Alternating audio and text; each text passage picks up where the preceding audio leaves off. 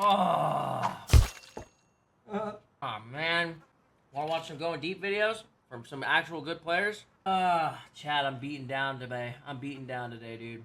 The best way to go deep Rust guide. Huh? Show me the ways. Is your neighbor so annoying you can't leave your base without getting shot at? No! Do you wish to raid them but can't afford explosives? Wait, What if I told you there is a way to get his loot in an environment-friendly way through the horrific act of door camping in hopes to go deep? Disclaimer, we do not encourage nor endorse neither of the previously stated acts, whether it's door camping, roof camping, or any other type of camping. This video is made to educate and raise awareness against these acts. Your main objective as a door camper is to catch the base owner by surprise. Quietly crouching up to the base outside the hearing radius is the best way not to alarm your prey. Once in the AO, choose a door the owner would most likely use to leave his abode, since some bases may have multiple ways to the outside. You can either acquire this information by observing your target's habits for a few minutes before engaging, or have someone do that for you and provide you with real-time intel.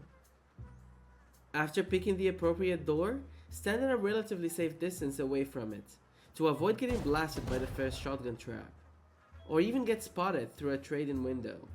If you've made it this far without alarming your target or getting yourself killed, you've made it through Phase 1.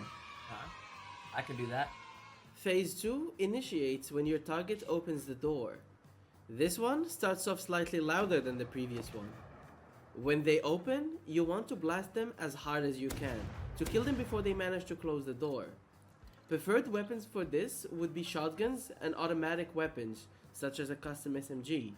But since going deep is a risky process, and you could get killed at any moment when inside, I wouldn't suggest taking the most valuable of your weaponry. A double-barrel shotgun is perfect for this. Better than the water pipe and the Yoka, since it's more forgiving if you miss your first shot, and is pretty much dirt cheap to make. The next steps after killing them will entirely depend on the layout of the base and how good they are at dealing with this. More often than not, people will have triangle airlocks up front. If the second door opens inwards, you must get inside the foundation. If he opens the inside door while you're outside, it's checkmate for you, no matter how many times you manage to kill them. However, if the front door is the airlock, meaning it opens inwards, you can only get inside if that front door closes while you are inside the airlock. You have to pretty much get him to lock you inside to be able to go deeper. In this footage, the base owner spawned on his outer bag, thinking he's sneaky, locking the door camper inside the first triangle airlock, which was his first big mistake. After you're locked in, the base owner will most likely try to open the inside door to kill you. That's exactly what you want to happen. When they open, well, you guessed it, you must kill them before they kill you. This part relies solely on how bad the defenders are and how better skilled and equipped the attacker is. And also if they don't have any turrets or traps. For the sake of moving forward with this hypothesis, we shall assume they don't have any traps and their skill level is average at best. After killing the owner for the second time, they most likely will be on a bag timer if these events happened within 300 seconds. If there is still another door, then you will wait and repeat the same process of getting through. If that was the last door to the loot, congratulations, you made it through Phase 2. Now begins Phase 3, aka securing the loot. Your main concern during this phase shouldn't be going through all the boxes to check what you have acquired, mainly because you didn't acquire anything yet.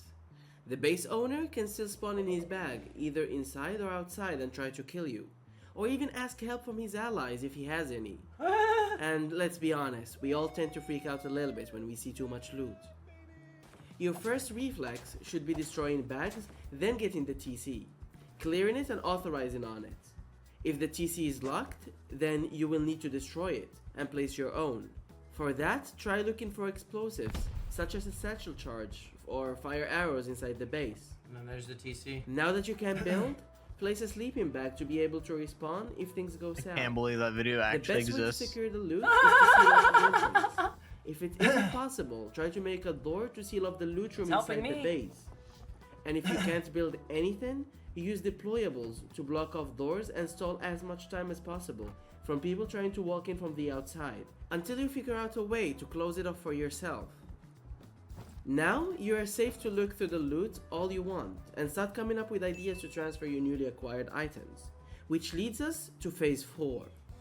Even if you are safe Soft siding. inside for now, the outside is most likely Oh, not. it doesn't need a soft side anymore, Whoever right? just lost all their belongings wouldn't just give up that easily. Just take doors off. And will try to screw you over while taking the loot to your base.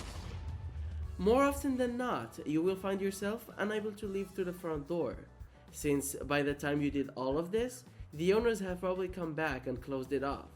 So your only way would be to pickaxe your way out. So But that like doesn't we work. said, there are people When you waiting get for TC, you on still the have other soft side side. out. So destroying the wall that's Gotcha, you keeping you can't take the doors safe apart. will Gotcha. most likely end up like this.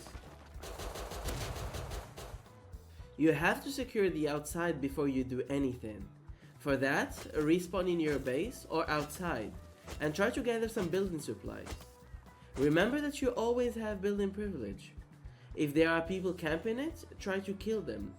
Or if you don't have any weapons, then just let them be. Remember that your loot is safe inside. The base is yours now. Carry on with your wipe like nothing happened for a few minutes. They will end up getting tired and leaving eventually. When they aren't right outside, build an airlock over the wall or floor you intend to pickaxe, and preferably block off their entrance for good. Oh. Now you can freely come in and out of the base. Choose a good time, and if you have another base you'd rather live in, transfer all the loot little by little to it. Or if you choose to, you can carry on living in the base you just went deep on. Now that we looked at going deep from the door camper's perspective, how do you stop these from coming in? Make more than 1 or 2 doors. Use traps, preferably in unexpected spots. Understand how triangle airlocks work, like we showcased We don't earlier. need help with that. No one goes deep on us. Can't go deep on you if you don't have a base. That's right. That's how we stop it. That's been our main strat since the get-go.